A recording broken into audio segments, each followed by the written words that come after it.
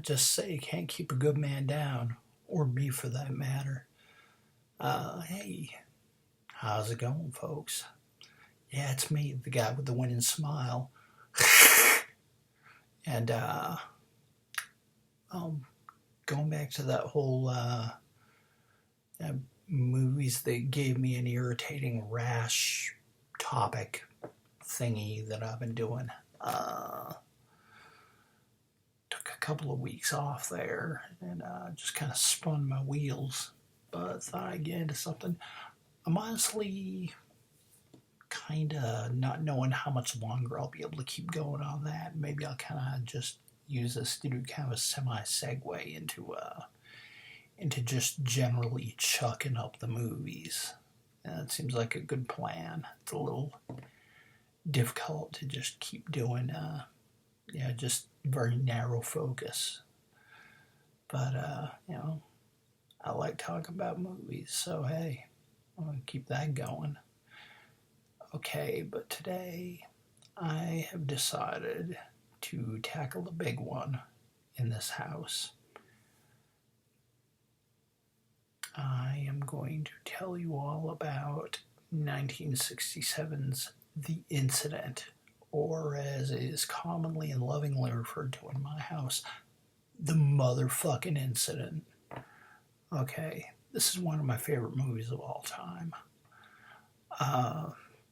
This stars a lot of people.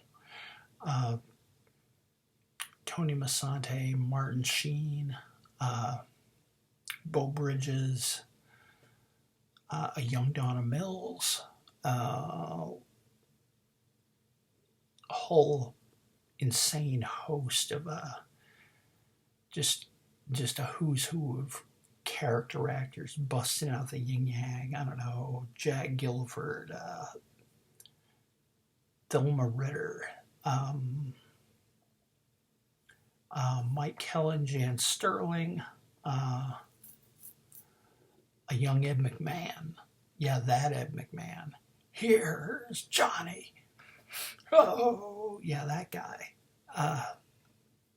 Just a great bunch of, great pile of just crazy ass assortment of performers. And to kind of put it to you in a sort of a way, how do I say what this is about? Well, it's late at night, New York City, 1967 or 1966, as the case may be. And it's an elevated train going through New York in the wee hours of the morning, and a lot of very unlucky, very crabby, or kind of crestfallen passengers who are all upset for one reason or another, but they're all getting onto this late night train. They're all piling into the car. And, I joke, it's almost like,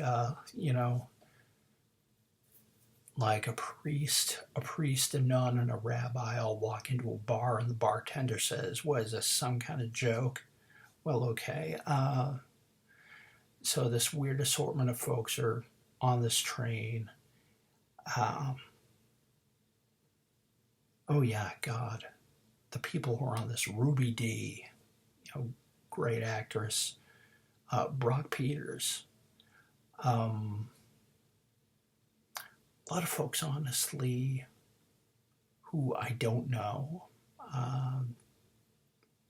Very, very interesting faces, and they all play just this crazy divergent group of characters who are just,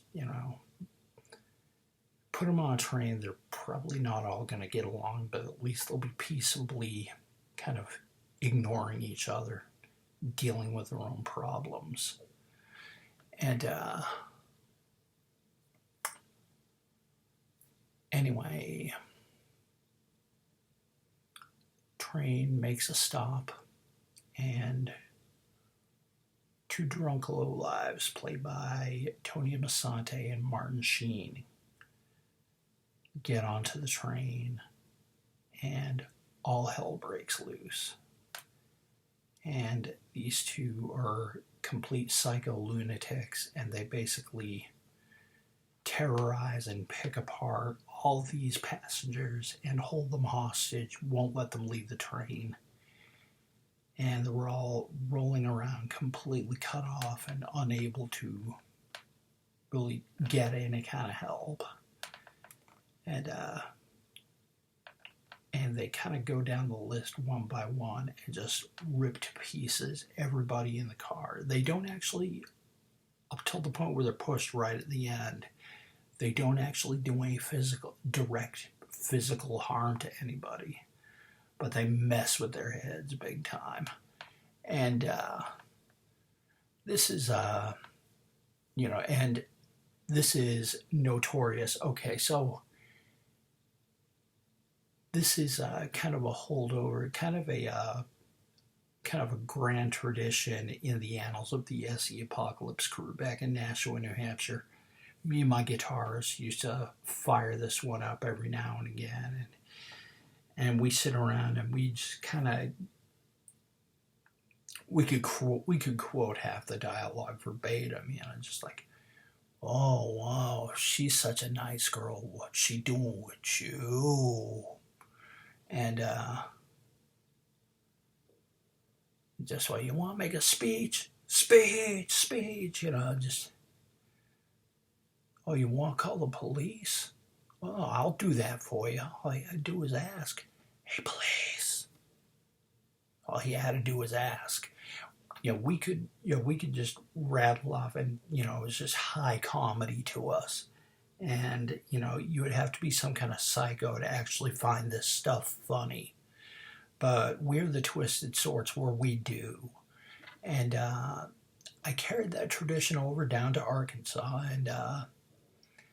and my wife and I actually carry on that tradition, and we pull out the Joe Ferrone quotes, and we go over the dialogue. Hey, hottie, you can get a load of this one. This one's a tiger, better than the princess even. Oh, nobody's better than the princess. She and I go through this too. We know all the dialogue. We crack each other up over this stuff. It's not funny. It's not funny. But like I said, kind of people being held in a terrifying situation, having all their weaknesses played upon by these two guys who are just like a couple of sharks. Tony Musante, I'm going to say it's like a career best performance. Yeah, that's TV's Toma, for those of you who remember that. And, man, he's just like a predatory animal in this thing. He's scary as hell. And he's got all the chewiest dialogue. He's just like a nasty piece of work. Man, a little word off to the side about Werner Erhard training, which is something that was real big in the 70s and 80s, but that's the training, which was kind of big in corporate circles. You'd kind of get booked through your workplace to go through these seminars, and in function rooms and stuff like that, and it would be like a whole weekend thing. My mom and my stepdad, through workplace politics, wound up kind of going through est, and they became esties for about 5 minutes, and they brought home the tapes, and we got to listen to the tapes of all these like Erhard trainers who had been instructed to rip people apart psychologically, and I guess it was supposed to be, I guess the 80s, man. The 80s were a mean fucking decade. They were, but yeah, they were trained to basically pick people apart. And in a corporate work structure, a lot of people went in there and some of them really bought whole hog into it. And they all thought it was fantastic. And they became big fans, and they became what they call SDs. And they'd sit around and listen to the tapes. And there was a hot, month or two where we had these tapes playing in our house, and just these trainers basically abusing these people who were in there on the corporate dime, and where people were locked in these function rooms, were not allowed to go to the bathroom, basically just kind of got yelled at and kind of picked apart by these people. And some folks, like I said, bought whole hog into it. My mom and my stepdad went through that, and I think they were all about it for about a month, and then they just kind of fell off and decided it wasn't for them, and they weren't into it at all. After they went through a couple of weeks of it, and the big thing my mom always told me about it was, well, basically what happened was they would pick you apart. Yeah, they could rip you down to your bare elements psychologically, and then just basically leave you bleeding on the floor, metaphorically speaking. And the trouble was, they really didn't have the follow through to put you back together at the end. And there were a lot of people who seemed to kind of feel that way. Anyway, yeah, you might say, just from my vicarious experience, through my mom, I am not a believer, but it seemed to me as though Musante and Sheen almost kind of function like a roving est seminar, basically attacking these people against their will and kind of holding them hostage on this train, and and true to the way the system apparently works, whether intended to or not. Yeah, well, these were all a pretty miserable batch of people anyway, but I cannot for the life of me say any of the characters in this movie come out any the wiser, any better as people, or really having benefited in any way. And they are just wrecked, miserable, destroyed. A lot of them have basically had their lives ruined by this experience. Relations between various people have definitely been damaged, probably irrevocably, and maybe in some cases it's better off that way, but holy hell, it's like, wow, look at the damage at the end of all this.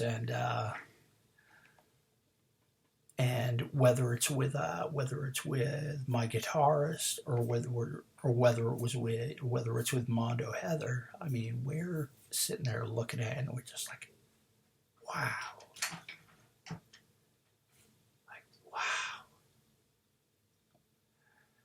Anyway, strongest upvote for the incident. Check it out, guys.